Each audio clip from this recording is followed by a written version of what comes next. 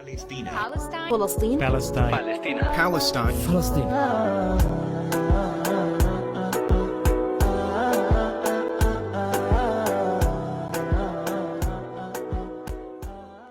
Salam, معكم Dalal, and this is episode 18 of the Vegans for Palestine podcast. In this episode, two diaspora vegan Palestinians, Suzi and Rayan, discuss life in exile.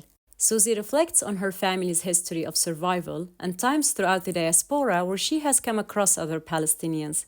Suzi also discusses Handala, who is a Palestinian icon. Handala is a cartoon character created by Palestinian artist Naji, symbolizing the struggle, resistance, and steadfastness of the Palestinian people. Depicted as a barefoot child who turns his back to the viewer, Handala represents innocence, exile, and the enduring refusal to accept injustice. Enjoy this one. I'm Suzi, aka Suzanne, or vice versa. And I am from Limzera.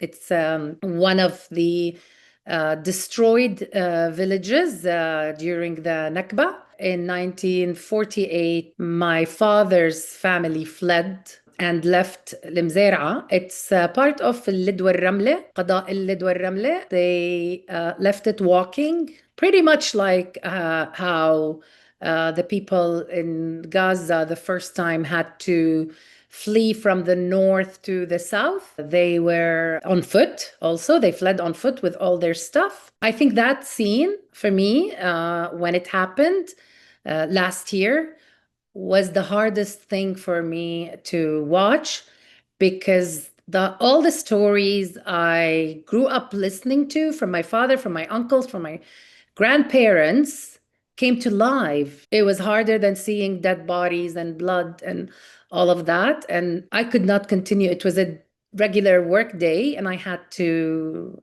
sign out and take the rest of the day off, because that's how I had a breakdown. Really, it was very traumatic. And I thought, wow, so that's what generational trauma is all about. That was the first thought, because I know my parents sometimes avoided talking about it, but there were the details, but then you build the stories from bits and pieces here and there. And I always remember when there was a movie, an Egyptian actor made a movie about Naji Ali. And it was an actor who is not there anymore, Noor Sharif, a very famous and renowned actor. Naji Ali was my father's friend. They knew him in person. He was in Kuwait. My father was a journalist, and my uncle was also in the publishing, all of them. So they knew him personally. And so when we were watching the movie, there was the scene of fleeing the villages during the Nakba. And in this scene, it was raining. And my father was so upset. He said, it was not raining. This is not accurate. During that, when the Nakba and when these villages, when we were fleeing the attacks, it was not raining. And then I remember him saying, Naji Ali's character is not like that. He was more of a shy person, and he was not as outspoken as this movie is making him. So these were the stories. We were young, so we didn't ask too many questions. But as a teenager, then I started developing interest. Now you're going to know how old I am, because I was old enough when Sabra and Shatila massacres, the massacre of Sabra and Shatila happened. And it was all over the newspapers and all of that. And during that time, there was no internet or anything, but the pictures in the newspapers were gruesome enough. And I would cut all the clips, and I made a whole folder, I remember, of all these pictures. And I remember there was a book later also with all the pictures of Sabra and Shatila's massacre and everything that happened. So I was still a teenager. A lot of stories made my parents a bit reluctant for me to be too involved or to be an activist in that. And so my mother is actually Lebanese, but her parents went on their honeymoon to Jaffa. They loved it. They fell in love, and they decided to settle there. And they settled there and had most of their children. But they also had to flee after my uncle, my mother's brother, who was a groom about to get married, and he was sniped by Yahud in those days. He was a famous footballer in those days. And after that, they decided to go back to Lebanon. So I think my mother was about probably 4 or 5. She doesn't remember. She says, I might have been 5. I was old enough to recite the Quran, she says when she tells these stories. So, and how they fled. And I think my father, his trauma, because he was about 7 or 8 years old, and they stayed in a tent, pretty much like what's happening today in Gaza. My grandmother, my paternal grandmother, gave birth to my youngest uncle in a tent, exactly like what's happening today. I think they went through a lot of trauma and all these stories. And so they worried about us. We were in Kuwait during those days. Not a lot of freedom of speech, but still, it wasn't, as bad as things are today in the world in general. Then from then on, because I was also a bookworm and I loved reading books, so I started slowly reading books, not necessarily about Palestine alone, but I was interested. So I consumed the news, whatever I can get my hand on. And then when I went to study, I got my undergraduate degree from India. I went to India and I met my husband there in India. He was part of Fatah in those days and he was very active. So I was smitten. Oh, here's finally someone who's dedicated to the cause and he's doing so much. And he was active in recruiting, young people, because a lot of Palestinians back in those days went to India to study because there weren't many options for us. In Kuwait, the universities were for Kuwaitis or for those who get like 100% kind of average. And then Egypt was through Jordan. Jordan, they consider us expats. So because I have a Jordanian citizenship from from the Nakba, when my family moved to Jordan, my grandfather, and so we all have these Jordanian citizenships. But there was no chance for me. Anyway, to cut a long story short, I ended up, after not finding any place to go and do my undergrad, we ended up going to India. That's where I met him. And now then my interest and my knowledge also, because he was obviously older than me, 7 years older than me. So, and he was with the Fidaiya during in the 80s when, and so there were so many stories and a lot. So my interest kept increasing. I studied English literature. Again, also we went and lived in Czechoslovakia during those days, and then they split a few months after we went there. So I started teaching English there. There was the International Union of Students, and my husband was the Palestine representative in that. So there was a lot of also activism going and a lot of education anyway. And then, the rest is just me educating myself and then educating my daughter. Obviously, when I had my daughter, her dad would tell her stories about, because he was born in Palestine. Thankfully, my daughter knows a lot about more about Palestine than I did her age. He would tell her about the birds that native to Palestine, the flowers, the hannoon, the plants, the trees, everything. And he loved nature. I also did my master's in Australia. That's when I spent a year there, a year or so, and finished my master's. And because I was living in Dubai and then came to Australia with my daughter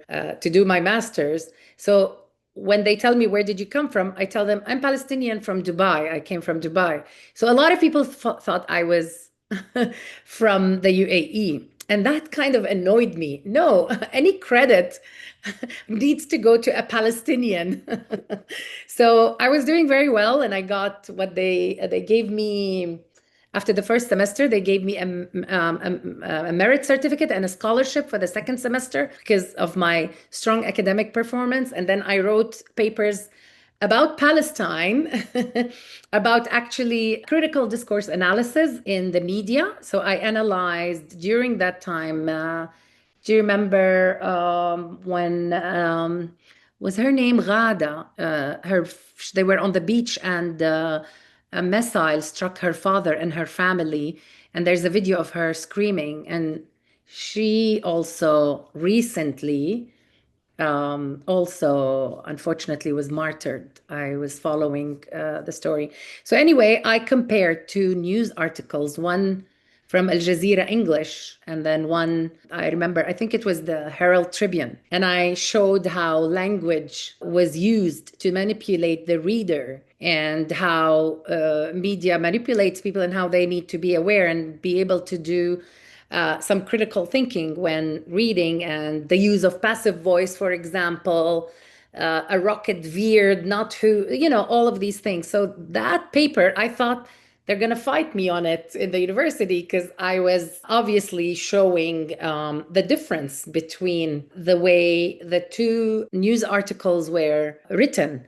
But on the contrary, I was actually invited to present a paper about it in a conference about that. And the whole department of TESOL, Teaching English to Speakers of Other Languages, my professor was so impressed with it, he just gave it to everybody in the department. And then I met people there. So I had a kind of reputation in that little department. And then there were students who were from the UAE and from, I think, Saudi Arabia. And they said, they came to talk to me. So you're the Emirati one. And I said, what? I was so offended that, what? My reputation as an Emirati? I'm not Emirati, I'm Palestinian. And they said, it's okay, let them think Emiratis are this good.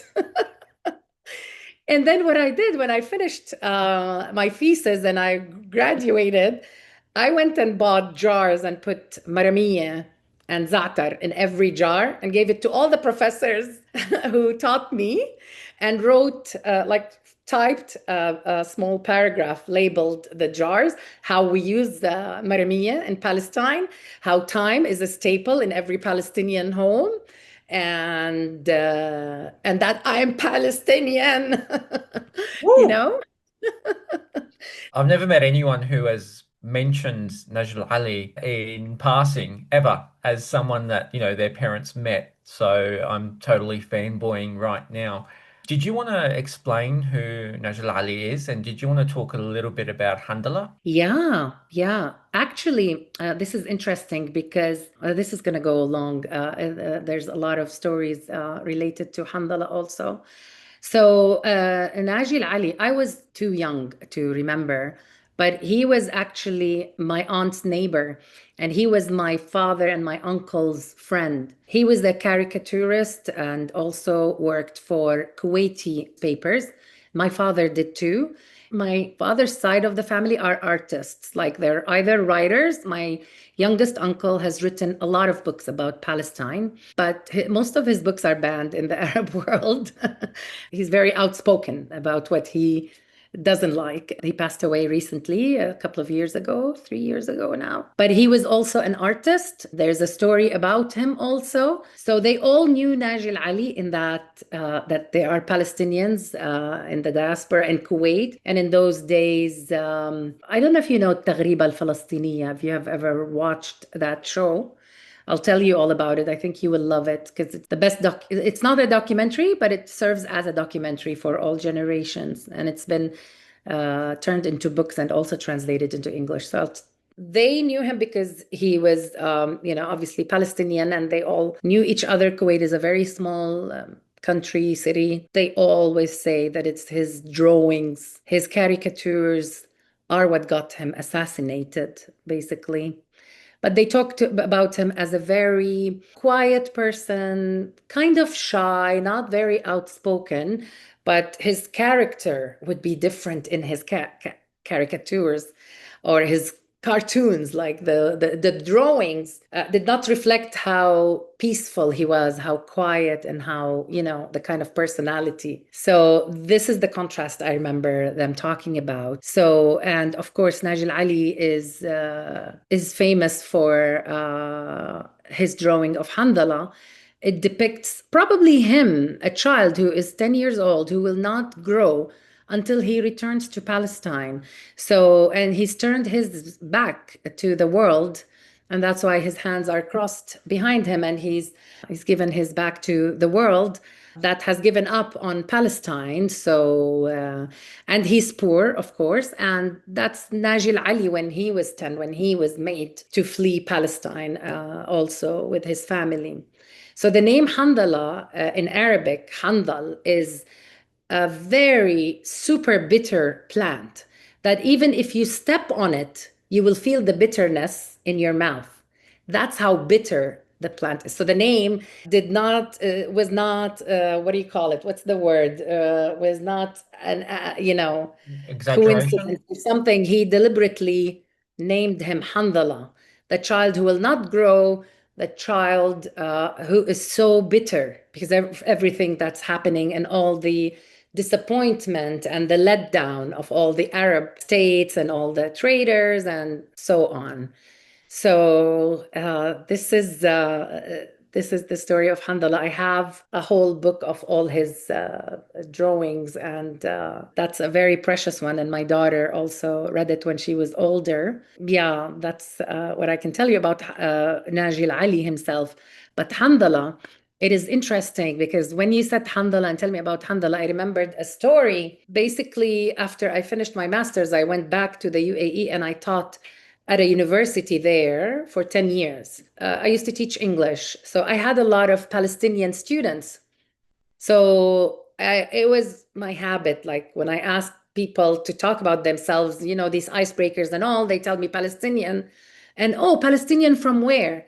And it used to drive me crazy when they say, I don't know. What? What do you mean you don't know? Oh, I wasn't born in Palestine. Neither was I. I've never been to Palestine. Your assignment, if you want to pass this course with me, you're going to go and write a whole essay about where you're from. Go ask your parents. Go research it. I don't care what you do. You bring me the story of where your roots are from. And so I had a very massive map in my office back then in the university, and it had all the villages that ever existed in the history of old and new Palestine. So, and I would ask anyone to come to my office, if they're Palestinian, show me on the map where you're from and circle it. So one person, when he said that, he was carrying a keychain that had Handala. And I told him, you're carrying Handala with you and you don't know where you're from?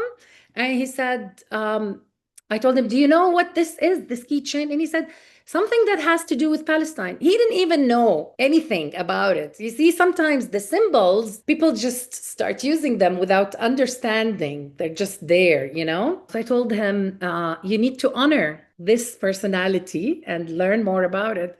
So there was a lot of that when I was in the UAE, and people worried about me. You know, maybe you're overdoing it. This map in your office there, I had another map with all the Palestini tob, tatriz, and each city, each area in Palestine, what kind of tatriz women wore. And so I put those deliberately in my office because I wanted people to talk about it. So that was my little activism about it, you know.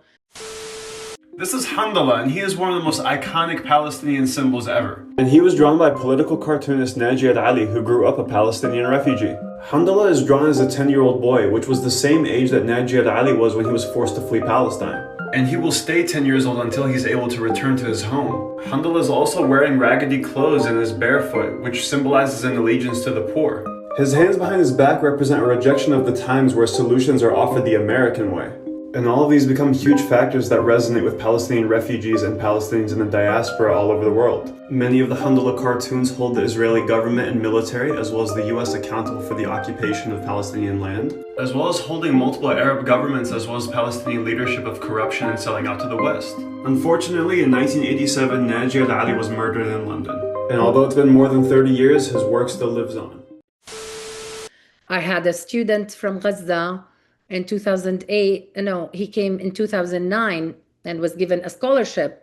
But this young man was hit by a missile in the 2008 attack on Gaza. He was riding his bike going to get bread, and a missile hit him and he was in coma. He lost his arm.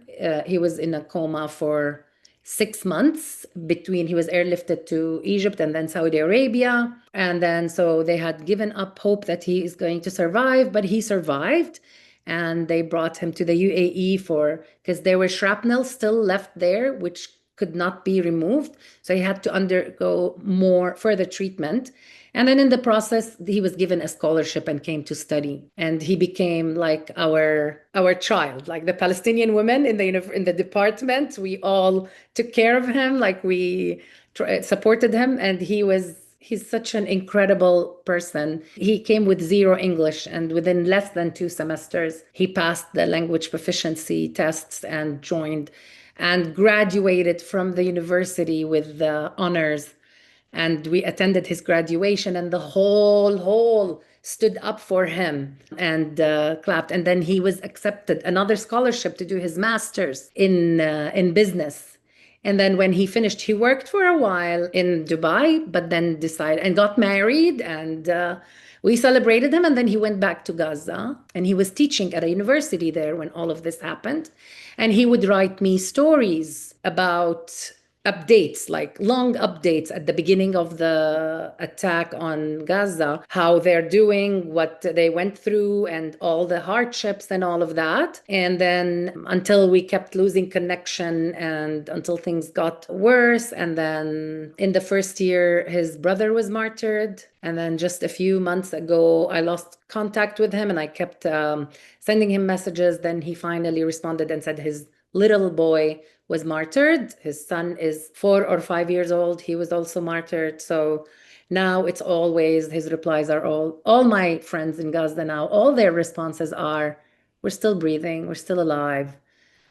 Short messages, unlike the beginning when there was still hope. You feel that they're just, we're still there. So like there's a part of me that feels ashamed when I'm asking. I feel so, I don't know how to express it. Like I feel bad asking about them because I know the answer, but I also want to remind them that we're thinking of you. We haven't forgotten about you and all of that. So that's the story. See, one thing leads to the other, from Handala and Naji Ali all the way to Jihad. His name is Jihad. So, and he's still there surviving, and they've been displaced so many times, and it makes it even harder that he has special needs. يلا عليك القلب حزين وهاد سنين تدمع العين يا حبيبة يا فلسطين وهي وين العرب نايمين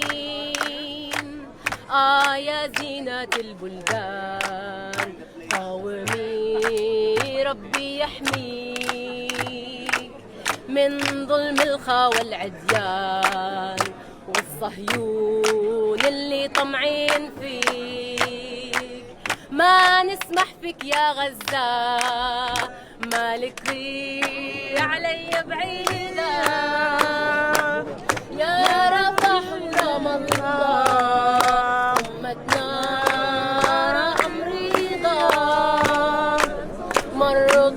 بالمشاكل وفساد الحكومات والعربي عايش في الويل مستقبل كله أنوار إن شاء الله لا لا لا لا لا لا لا لا لا لا لا لا لا You can raise your voice guys لا لا لا لا لا لا لا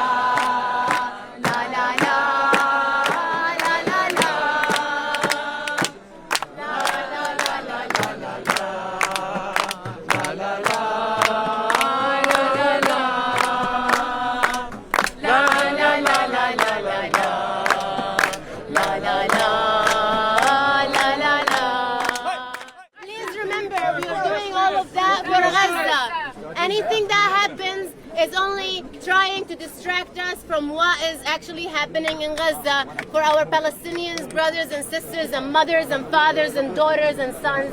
They're trying to erase and ethnically cleanse more than 1 million people in Gaza right now. So whatever happens in here is 1% fraction of what we are doing this for. So just keep the focus over there. And this song is a song of solidarity and a celebration of coming together for that aim. It is not just a celebration song, okay?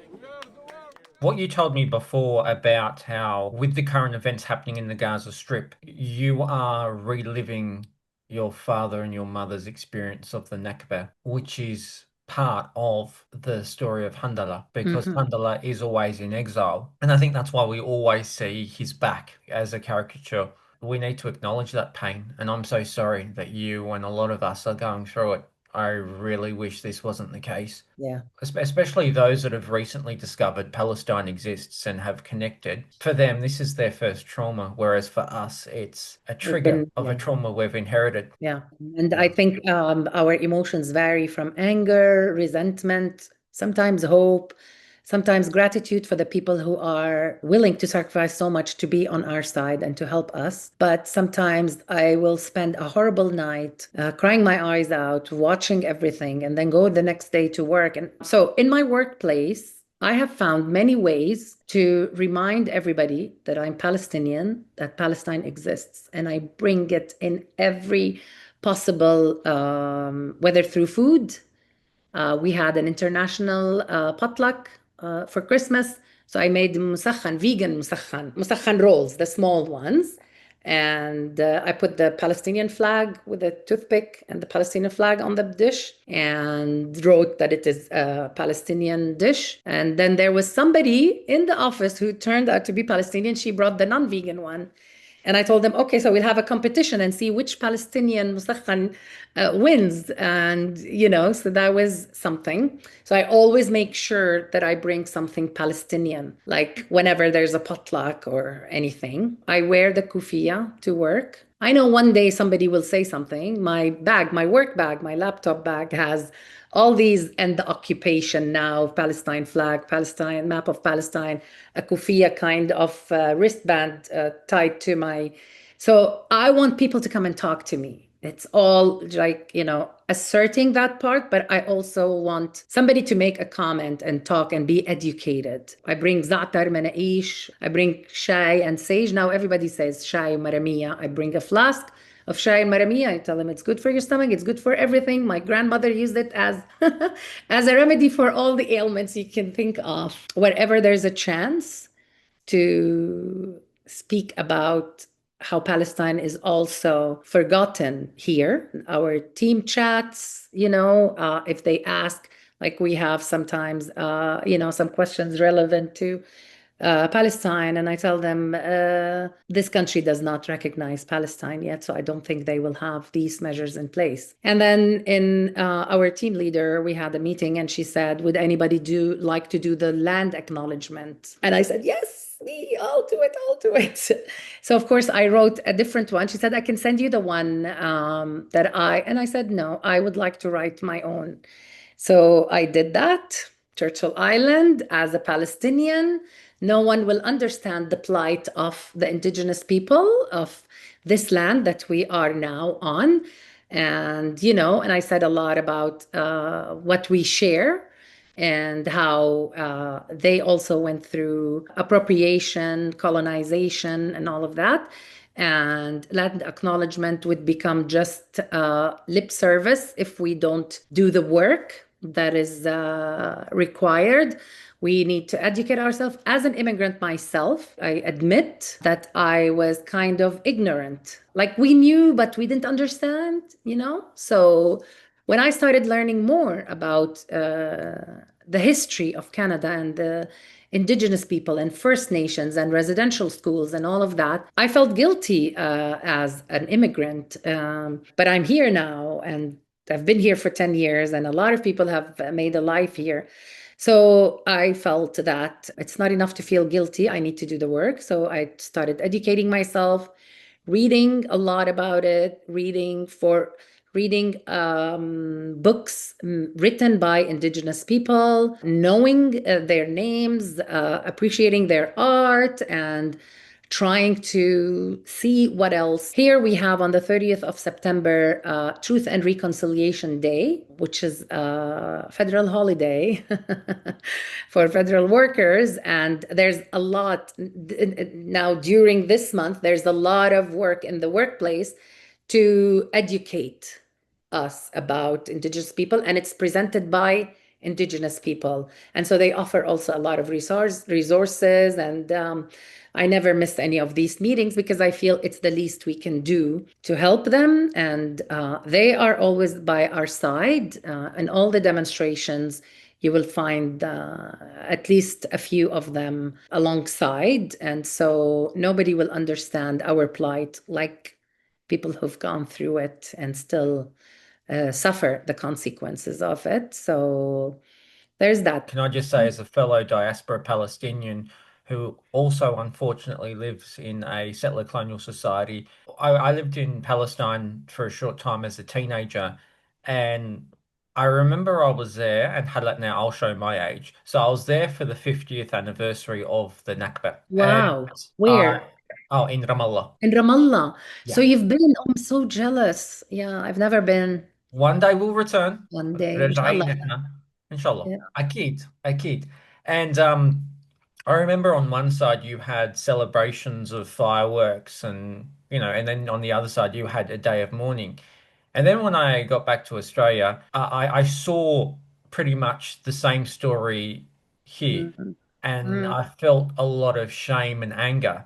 But at the same time, similar to the way the Israeli curriculum does not teach about, the historical truths, it's the mhm. same here in terms of what I was taught. And so when I went to university and during my undergrad, I made a choice to take a number of Indigenous Australian studies. When I was reading about Aboriginal history here, it was like I was reading about modern Palestinian history in terms of the dispossessions, the way that the colonizers would dehumanize the Indigenous populations. And similar to you, up north on Turtle Island, I know that since the current genocide escalated, protests around so-called Australia have involved Aboriginal people or First Nations peoples here. Not only that, like they're a part of it because they see their stories in our struggle, in our suffering. Like you and I, when we look at what's happening in Gaza, you and I both know that if you and I were there, the media would be demonizing us in the same way. No matter our qualifications, no matter our views, no matter our religion, doesn't matter. Like they would be saying the same thing about us. So if you and I were over there and we were martyred, we will be called Hamas by the Israeli media and by Zionist vegans trying to justify the murder currently happening. This is systemic dehumanization of all of us. That is outrageous. That's triggering our trauma. And that's why I'm really glad that you brought up Handala because of just how relevant the Handala story is to all of us. And I think that this is a reminder for all To Palestinians. all of our parents, or in your case, if you're younger, it would be probably your grandparents, I don't know, Mhm. who Yeah. went through the Nakba. In my case, it's my parents, but it depends. Yeah. So, Whereas I had one parent who was young enough to go through it and one parent who was born afterwards. Both my grandparents go through it, whereas only one mm, of my parents go through it. Whereas I know a well, lot of Palestinians, they talk about how it was both their parents or both their grandparents. Whereas for me, it's a bit unusual, if that makes sense, because of just the yeah, way I know. the Yes. generation works. Yeah, yeah. But the sad and scary part is that the survivors of the Nakba are leaving this world now. In my family, in my father's family, there were nine of them, and now they all passed away, including, of course, my grandparents. But all of them, my two aunts, my six uncles, and my father all passed away. And the only surviving member of my father's family is my aunt. And now my daughter, when she goes and spends time with her when she's in Jordan, she records whatever she's saying. She takes out her phone and just puts it and just wants to hear her tell stories. I remember my grandfather would come to Kuwait and my grandmother spend the winter in Kuwait because it's warmer than Jordan. So my grandfather would sit and tell us what we call khararif in his Fallahi dialect because my uncles moved, like left the village. My younger ones left and then they settled in Ramallah eventually after the tents and all of that, and went to school there. So we lost that beautiful Fallahi dialect specific to, for example, Mzera. And I remember my father, when he heard anybody speaking with that dialect, he would feel a lot of nostalgia.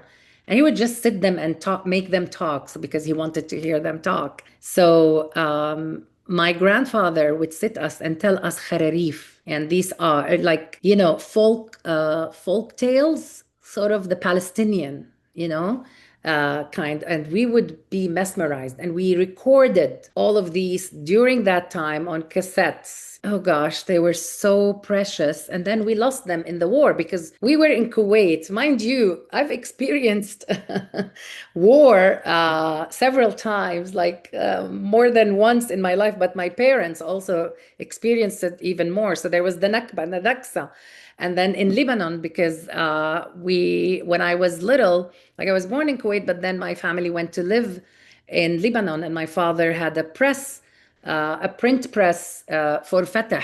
He was also doing a lot of, and then the civil war started in Lebanon, and there was it was very dangerous to stay anymore. So we went back, we fled, and I remember as a child of maybe 5 or 6, I probably was 6 or 7 years old. I remember the car. I remember the sound of the guns and all of that during the civil war. So we went back to Kuwait, and then when the Iraqi army also invaded Kuwait, we were there, and we spent about 2 months there, 2.5 months, and then when they opened the border, we spent 3 days in our cars trying to leave Kuwait through Iraq to Jordan. And I remember all my uncles said, well, this is a different kind of Nakba. At least we have cars this time. So when we were leaving, they were making comparison and, I don't know, dark jokes about it, if you would call it dark humor. Like at least this time, air-conditioned cars that we are fleeing a war zone.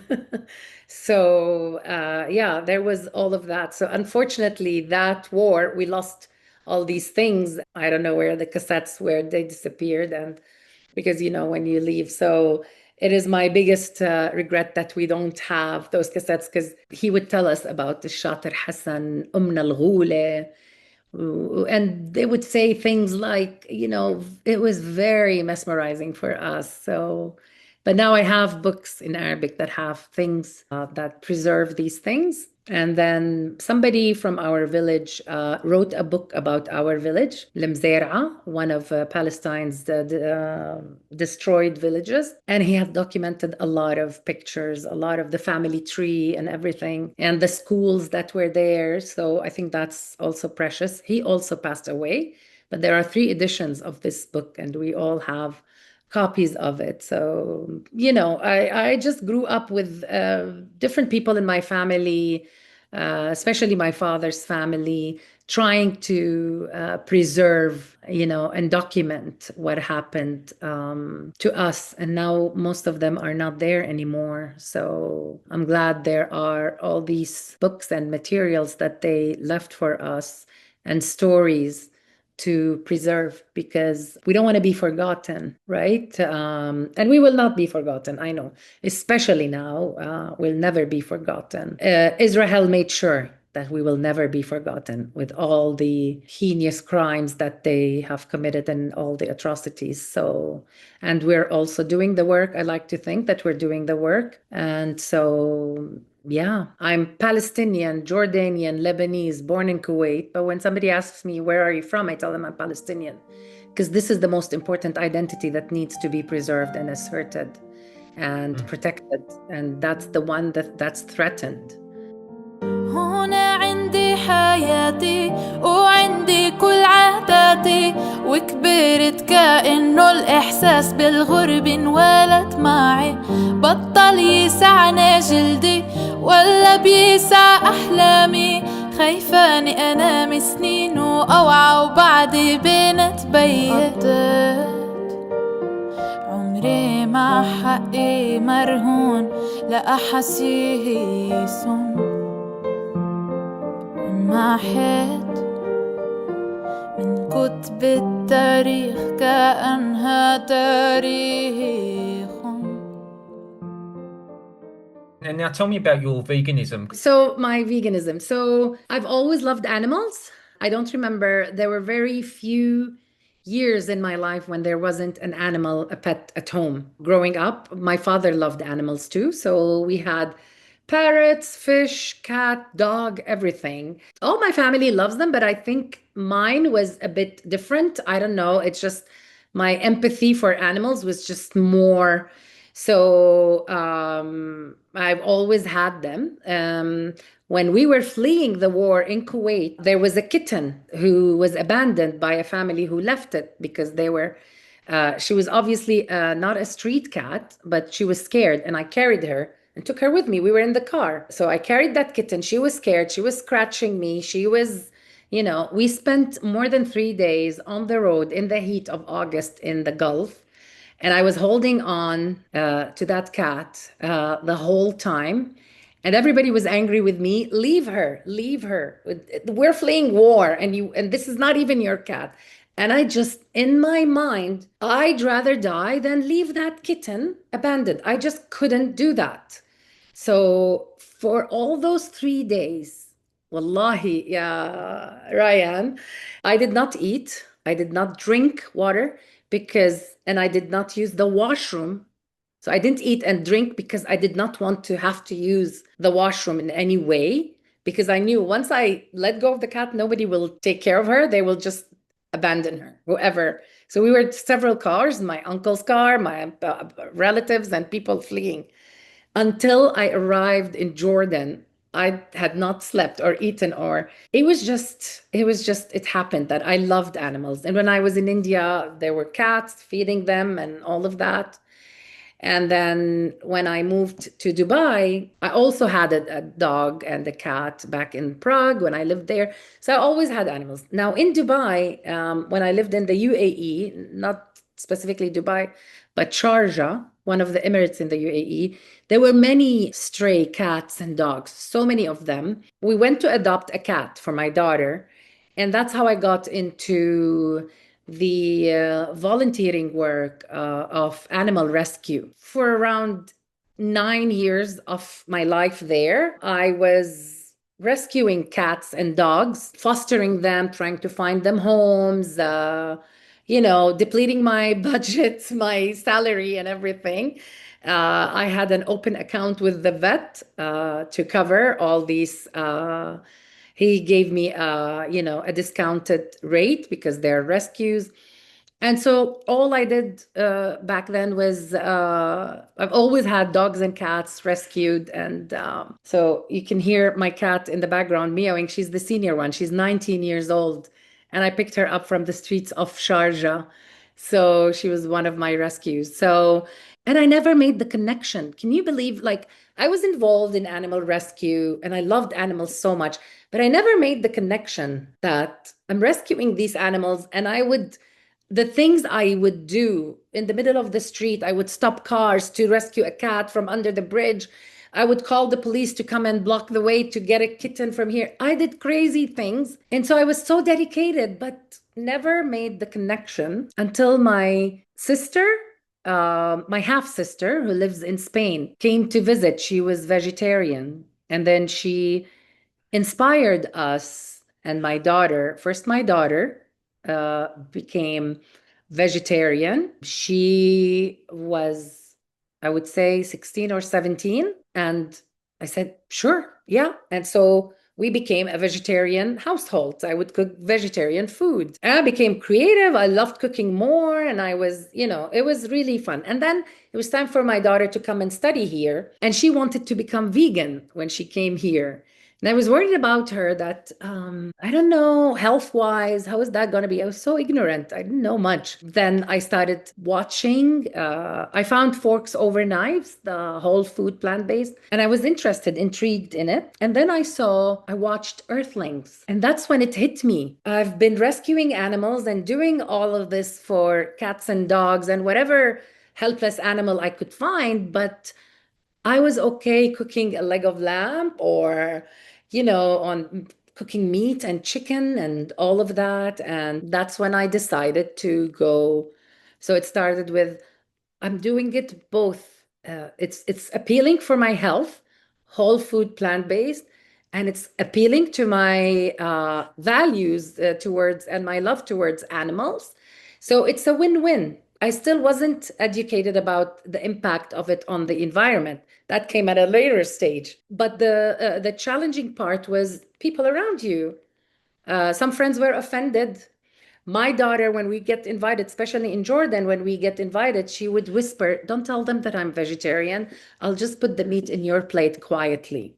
Because she was sick of people telling her, "This is halal. You're making what God made halal, you're making it haram." And so she was sick of having these arguments. She was young, so I would just be the advocate and tell them, well, sugar is halal, but if it's making you sick, you have to stop eating it.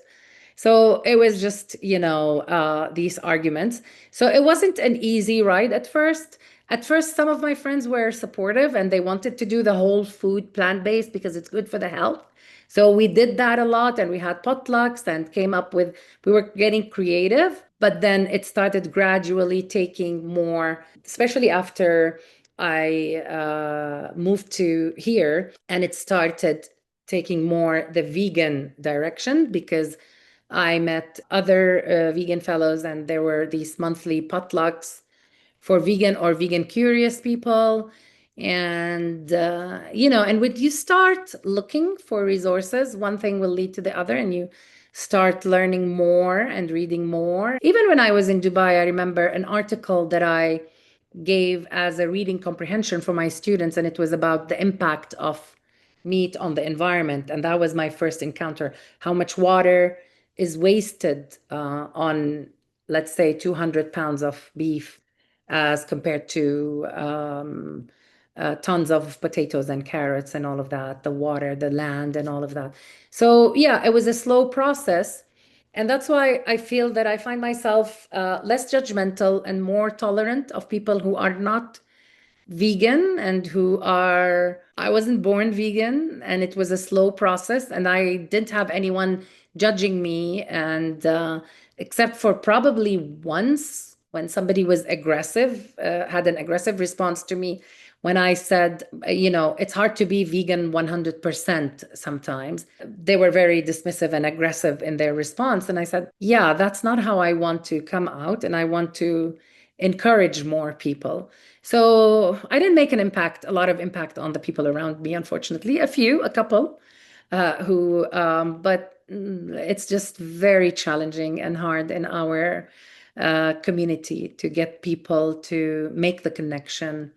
But I try to, even now, when we're talking about Gaza and everything that's happening in Palestine, and they talk about people who don't care and who are not making the connection, and I tell them it's exactly the way we perceive animals. We don't make the connection. We don't because we don't want. There's a dissonance, and it's more comforting. Just today in the office, I was talking to a colleague, and she was saying, no, I try not to think about it. I just look at it as food. I told her, well, I trained my brain to perceive it like as if I'm eating meat, I'll be eating human flesh. So, and that helped my brain understand, or not understand, helped my brain feel a bit of disgust at the idea of eating meat or chicken or, these things. So it's not easy. It's not an easy journey, and it's always work in progress, even after 9 years of now being vegan. But it's work in progress, the way I see it. I can easily make the decision not to buy products like shampoos, toothpaste, everything that's not vegan. That's very easy. These are easy decisions that you can make. A bag that is vegan, this is leather, no, I will not buy it, this is that. But when it comes to food, especially if you have eating disorders and you struggle with food and all of that, sometimes you have these tests, I will call them. But yeah, I can say like for the past 9 years, I've been vegan, but I felt a bit isolated in my own community. And that's when I was following someone in Jordan who made something vegan. And I said, wow, I never thought. Now only Mansaf, if only we find a way to make Mansaf vegan. And Saeed commented, it was on Instagram. And I didn't know Saeed back then. And he commented and he said, yes, there is. vegan mensaf, and he sent me somebody's the recipe, or the guy who was making vegan mensaf, and I started following that guy. I don't know where he disappeared now. I don't see him anymore, but he had long hair and always like silently made food. But that's when I became friends with Saeed. And I was complaining to him that I feel isolated sometimes. I want more Arabs to be vegan, and I don't know many. And he made me join Vegans in Jordan. And that's when it started. And one thing led to the other. And then I became part of Vegans for Palestine. And the rest is history. Thank you so much for sharing today. I appreciate it. This was fun, actually. This will be the first conversation of many, I feel. عارف انك طالع هسه ورايح تخلص دين سامع قلبك بخفق ممكن اعمل منه بيت لاحق يا ابني الدنيا عبارة عن زلمة مدخن جديد اوعى تخلي الزاكي يفوز عالقوي اللي ساكن فيه سلم وكوع هوبا كلها ولع طب ما هي مش سلعة بنصنعها كلهم بدع فن عرب انجليز ملك ولا كتابه كلها تواريخ عين شغل وزيح اللي بيفهم بيقدرني اللي بيفهمش ولا جميع طز كل شي بالتفصيل برضو حيعرف اهو عليل وبرد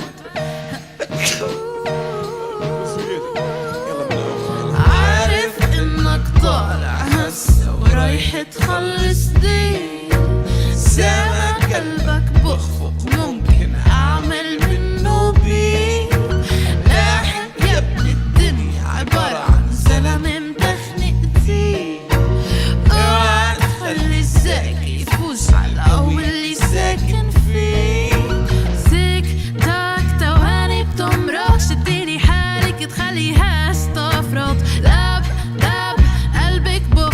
وجودك محدود أملك عم بهبط عالقلب 137 سي هالبعد الكوني وطني مش فيه عارفة إني طالعة أخرى 3 سنين عارف إنك طالع هسه ورايح تخلص دين سامع قلبك بخفق ممكن أعمل منه بيت لاحق يا ابني الدنيا عبارة زلمة مدخن كتير اوعى تخلي الزاكي يفوز على القوي اللي ساكن فيه